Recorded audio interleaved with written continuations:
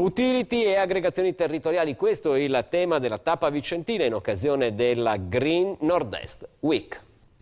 Nella settimana europea dell'energia sostenibile anche Vicenza è chiamata a fare la propria parte. I chiostri di Santa Corona hanno ospitato il convegno fra amministratori, tecnici e operatori economici sulle scelte di pianificazione sostenibile e in particolare sul ruolo fondamentale degli enti pubblici nella lotta ai cambiamenti climatici, con la propria adesione al patto dei sindaci, al quale hanno aderito già oltre 2000 comuni italiani. Di fatto gli aderenti al patto dei sindaci si impegnano a ridurre le proprie emissioni, le emissioni del proprio territorio, di almeno il 20% entro il 2020. Nel momento in cui un comune aderisce al patto dei sindaci, e lo deve fare attraverso l'approvazione di una delibera di consiglio comunale, il comune di Vicenza ha aderito al patto dei sindaci, so che sta lavorando alla redazione del piano d'azione sull'energia sostenibile,